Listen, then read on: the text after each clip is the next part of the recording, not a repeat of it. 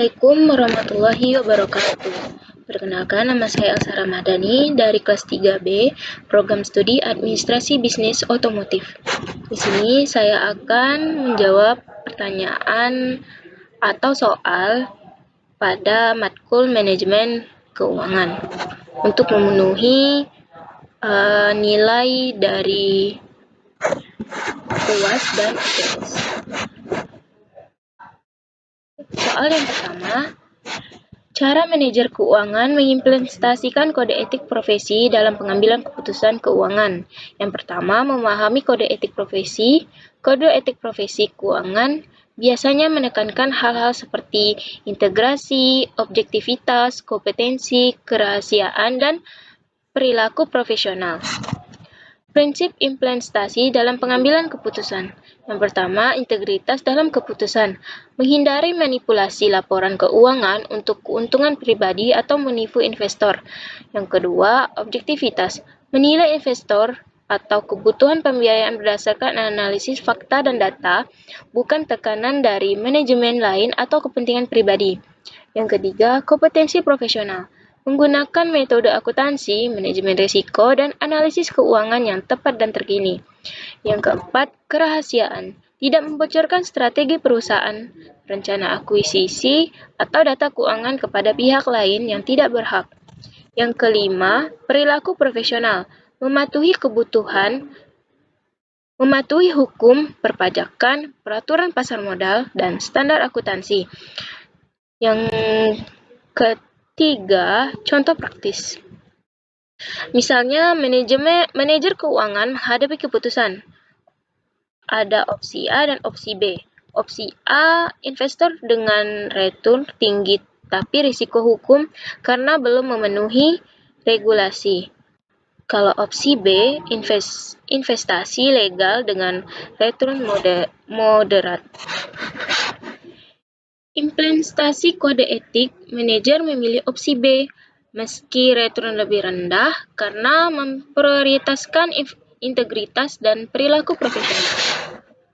Semua keputusan didokumentasikan untuk transparansi dan audit internal.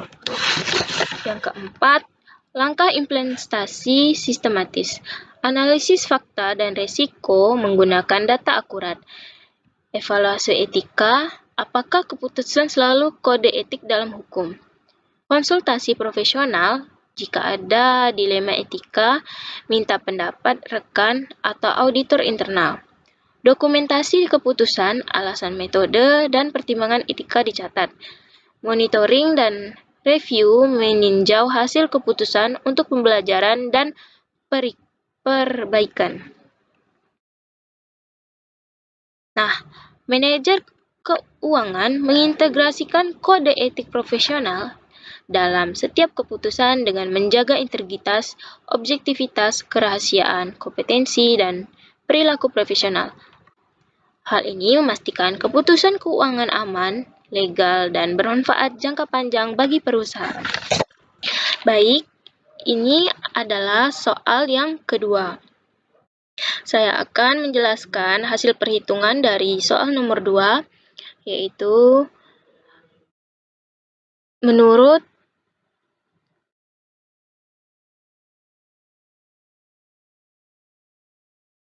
Baiklah,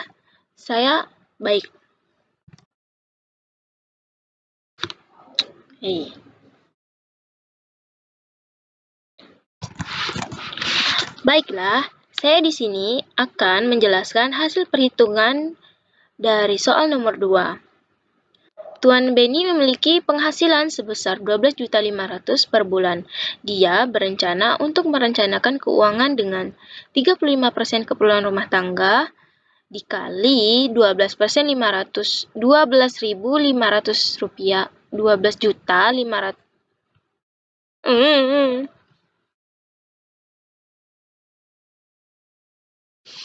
Baiklah, di sini saya akan menjawab hasil perhitungan dari soal nomor 2. Tuan Benny memiliki penghasilan sebesar 12.500.000 per bulan. Berencana untuk merencanakan keuangan dengan 35 keperluan rumah tangga, 35% dikali Rp12.500.000. Hasilnya Rp4.375.000. Dan renovasi rumah 20% dikali Rp12.500.000. Hasilnya Rp2.500.000. Pendidikan anak 10% dikali 2. Kenapa dikali 2? Karena dia memiliki 2 orang anak. Maka hasilnya 20%. 20% dikali Rp12.500.000. Hasilnya Rp2.500.000. Dan dana pensiun adalah 15% dikali Rp12.500.000. Hasilnya Rp1.875.000. Dan hasil total pengeluaran dari Tuan Beni adalah Rp11.250.000. Maka kita akan mencari sisa pengeluaran dari Tuan Beni, yaitu penghasilan bulanan dikurang total pengeluaran. Rp12.500.000 dikurang Rp11.250.000.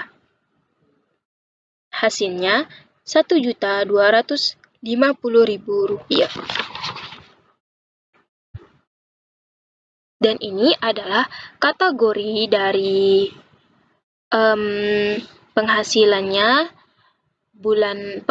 bulanan sekitar Rp12.500.000, persentasenya 100%. Kebutuhan rumah tangga sekitar